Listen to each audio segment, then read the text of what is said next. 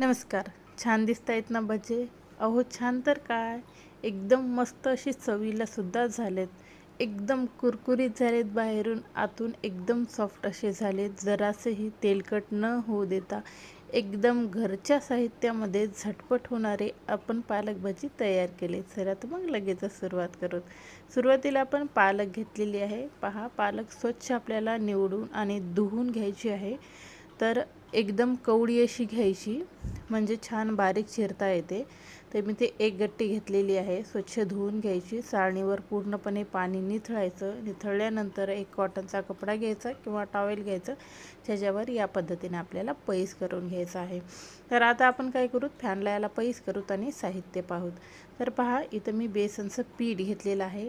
आता इथं 2 कपाचे इतकं पीठ आहे. ते आपल्याला जसं लागेल ना तसं आपण घालून घेऊ. त्याच्यानंतर आपल्याला इथं अर्धा कप घ्यायचं आहे तांदळाची पिठी. तांदळाचं पीठ आहे ते घेतले. 2 उभे कट करून मी कांदे घेतलेत. एकदम मस्त असे त्याचे वेगवेगळे केलेले आहे स्लाइस. आणि त्याच्यानंतर भरपूर कोथिंबीर घ्यायची आहे आणि एक वाटण तयार करायचं. त्याच्यामध्ये मिरची, आपल्याला जिरं, 1 चमच धने आणि 7-8 लसूण पाकळ्या घेतलेल्या आहेत. तसं मस्त असं एक वाटण तयार करून पहा, या पद्धतीने करू. तर थोडंसं आपल्याला जाडसर ठेवायचं आहे. तोपर्यंत आपल्या पालकसुद्धा छान सुकलेली आहे. आता हिला बारीक बारीक आपल्याला कट करायचं आहे. आता एकदम कवळी असल्यामुळे मी तिचे देठंसुद्धा घेतले. तुमची थोडीशी जाडसर असली ना तर देठं घेऊ नका, नाहीतर थोडे कचकच लागू शकतात. आता छान चिरली की का बाउलमध्ये आपल्याला घालून घ्यायची आहे आणि त्याच्यामध्ये अगदी थोडंसं मीठ घालायचं आहे. आता पालकमध्ये मीठ थोडंसं कमीच लागतं, नाहीतर पालकची भाजी हे खरट होऊ शकतात. तर अर्धा चमच मीठ घालून छान आपण चोळून घेतलं आहे. पहा, चुरगळून पालक थोडीशी झाली. त्याच्यानंतर जे साहित्य होतं ना ते याच्यामध्ये घालून घेतलं आहे. कांदा घालायचा आहे, जे वाटण तयार केलं तर ते घालायचं, कोथिंबीर घालायची, हातावर चोळून ओवा घालायचा.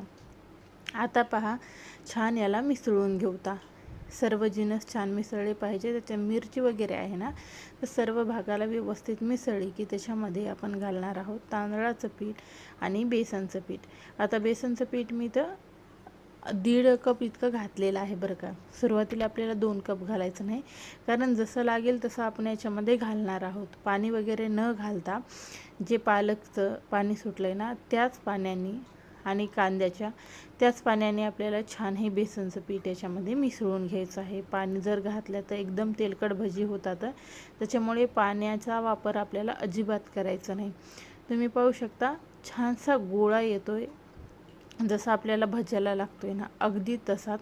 याच्याहून सैलसर आपल्याला पाहिजेत नाही. तर पहा, तयार झालेला आहे. आता काय करायचं आहे, आपल्याला ह्याला तळायला घ्यायचं आहे. तेल छान तापू द्यायचं आपल्याला आणि एकदम लो हीटवर गॅस करायचा नाही.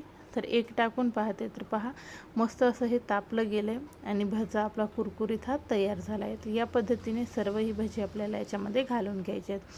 लो हीटवर गॅस ठेवायचा नाही, मध्यम हीटवर ठेवायचा आहे. आणि त्याच्यानंतर आपल्याला काय करायचं आहे, जेव्हा आपण भजे टाकतायत ना तेव्हा हाय हीटवर करायचा.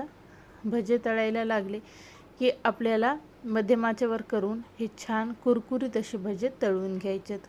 तर पहा, खूप लवकर हे तळल्या जातात. 1 ते 2 ते 3 मिनिट लागू शकतात, जास्त वेळ लागत नाही. अगदी आपल्याला जाडसर असे मोठे मोठे टाकायचे नाहीत, या पद्धतीचे आपल्याला टाकून घ्यायचे, म्हणजे व्यवस्थित असे आतमधून हे सुद्धा तळल्या जातील.